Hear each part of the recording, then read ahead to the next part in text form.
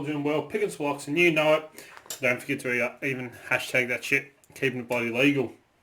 So as you've all been wanting to know and all been wondering about and can't wait for me to do a video on, so I'm going to bloody do it today, is about traveller hooks.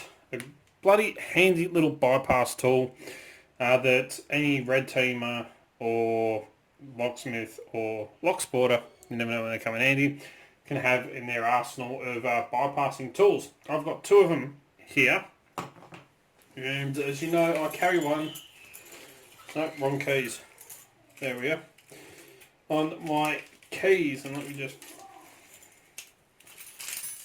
show you. Yeah, where are we?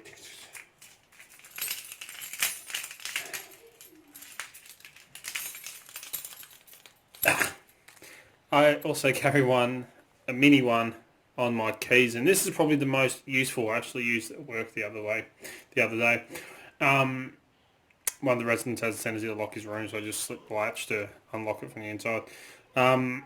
They are very, very useful, especially the keyring sized ones, and any lockpicker's arsenal. And the bigger ones are bloody handy as well. That's why these are in my break into anything kit. I have two of them, a thicker one and a thinner one. That's a little bit longer as well in the length of it, but very, very handy tools. So you're probably wondering, what can you use to actually make the tools themselves, and how do I go about making them? And all the ones I've made so far, I've used these here because I've had them on hand. These are multi-pick lever picks. I bought, and I don't pick lever locks, but I had a heap of these laying around, and these are a very high quality stainless steel lever pick. These are blanks that you can actually cut and file and shape yourself. I'm not into making lever picks. I'm not that good at lever picking. I've never picked a lever lock. So I thought, well, I might as well use them for something else. So I use these to create the traveller's hooks because they are very, very strong metal. But not everyone can get their hands on these. You might be looking for a cheaper option. And the other one you can use metal skewers. Now I got these ones from Coles, but you can get them from anywhere, dollar shops, anything like that. They are stainless steel. They're about the right thickness because they're the thin ones. The only downside to these is they are on the soft side of the stainless steel. So you can bend them to be the right shape. And I don't have a pair of pliers laying around, do I? No. So I'll use me twice. So you can bend these. And my kids are going crazy. Just bend one of these. So you can bend it to the 90-degree angle. The good thing about these is they're cheap. I paid $3 or $5 for a packet of 6. So you can bend it to the 90-degree angle, and it will work to slip a spring-loaded latch in that configuration. It's just, it is a softer metal, so they will bend and deform. But the good thing about it is a bloody really cheap option, so that you can actually make multiple of them and use them. But I mean, as I said, it is a thinner or softer metal. But even if it's soft, you can still use that to slip a latch. It's not got a super heavy spring on it, but it will actually work. Not the best option, but it's a cheap option nonetheless. The only reason why I say it's not the best option is because they are stainless steel, but they're very, very soft metal. So that leaves you with either using these or piano wire. Piano wire is another great option. I don't happen to have any, but you want something that is thin enough to actually work, that will slide in between the door frame and the door itself, or between two doors to slip the latch. Another great one, which a lot of people are getting into right now, and you buy in bulk pretty much, ejector pins. Ejector pins we all know, and we've been using to make disc detainer pick tips for the DD picks. But these are about the right thickness for a traveller hook. They're super bloody strong metal, and you can actually bend it so that it sits at a 90-degree angle. I might have to go tell my kids to be quiet in a minute.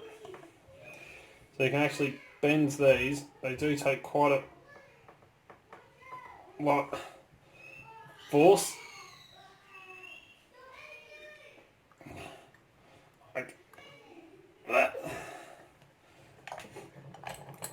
But you can bend one to the 90-degree angle to use that, and you can actually, if you're very careful, you can actually insert that into a piece of dowel, which I'll show you how to do anyway in that bit. And then you can actually curl the end over. If you can round the end over, then you've got a little keyring size one. I'd just thin down the tip here on the bench grinder just to make it a sharper point so you can really catch onto that latch. But these are a great bloody option for steel. And you don't need a whole lot, to be honest. You can actually make your tip, cut your tip off for your DD pick, and then you still have enough material left over to work with. It's a great way to use up these so you don't have any wastage with them. Like I turned one of mine into a tension wrench, as I've shown you, so you can do. But, you know, so there's no wastage in one of these, I recommend turning the end into a traveller's hook, because these are really strong bloody metal as well. So that is pretty much covers the actual material selection. If I had to choose, I would go between piano wire, the multi-pick or lever lock picks, and the ejector pins. These would probably be my top go if you can't get your hands on these, because I paid, I think it was like $20 for a packet of these. But these are a great bloody option. You can pick these up on eBay, and a lot of people do trades, and a lot of people have these on hand at the moment because everyone's making their own tips for the Chinese DD picks like this one here. So these would be my go-to material for selection. So, as I said, you can actually make a disdetainer pick. You can then cut off what you don't need, turn that into a actual traveller's hook by just putting a 90-degree bend in the end. You can thin down the tip. And if you're going to put it into a nice wooden handle, or like me, a piece of dowel, and I'll put some heat shrink on it just to give it a little bit more grip to turn. I just then drilled a hole down the centre of the actual wooden handle, and just to give it that extra little bit of grip in there with the araldite, I ground little notches all the way up and down into the actual metal, so it had a lot of area to actually cover. Then I used the strongest araldite I could get my hands on and covered the tip or the end of the pick into the araldite, and I slid it down into the actual handle and made sure that, you know, all the araldite went down and let it set. And I'll tell you what, these things are holding bloody strong enough to slip latches, I can tell you that now. They work fantastic. But that's pretty much it to actually making a traveller's hook. If you want to make the keyring ones, as I said, all you have to do, just put a loop in the end of your metal down here, which you can do by rolling it around a piece of dowel or a piece of metal pipe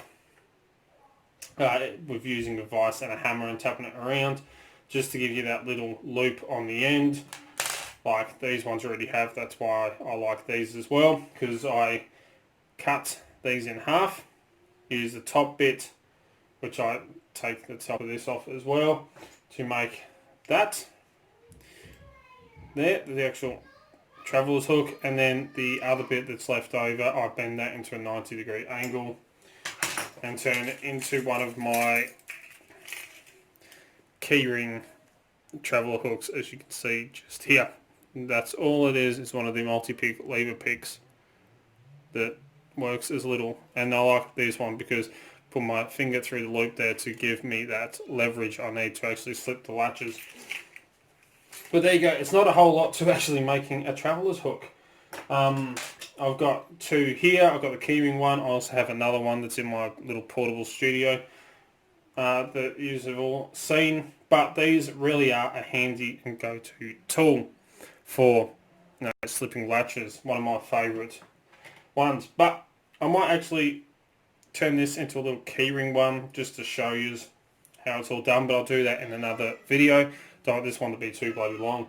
So I'll show you how to use an ejector pin to actually make a traveller's hook. We've already done half of the work by bending that little 90-degree angle. And we'll turn it into a little keyring one that we can actually put onto keys. Might even give it away. So anyway, there we go. As always follow the codes. Keep Locksport legal. You know it. Don't do anything bloody stupid. Don't forget to come and join us on Discord, the Extraordinary League of Pickers. The link's in the description down below. Yeah, don't use this stuff. I bought it just for the demonstrations of this video. Yep, don't forget to come and join us on Discord. Don't forget, if you're looking for great equipment at very affordable and competitive prices, don't forget to check out locksmithstoolbox.com. They're an awesome Australian company, as you know, I also get most of my lockpicking equipment from. Don't forget, if you want to get some hands on some Daup merch, such as the hoodies and t-shirts and coffee cups and stickers, like the hoodie I'm wearing right now, you can get that shit at Teespring. There's a link to that in the description down below as well. Don't forget to keep it legal stuff that's in there as well. What else is there? Don't forget, if you want to get in contact with me, contact me through any of the social medias. I'm on a lot of them, on Facebook, Instagram, Twitter. You can contact me through any of them or through Discord, or you can send me an email at darkartslockpicking@gmail.com and I'll get back to you. If you like what you see, don't forget to give a bloody thumbs up. Really do appreciate it. And until next time, cheers guys, and let's get to work making a little keyring traveller's hook.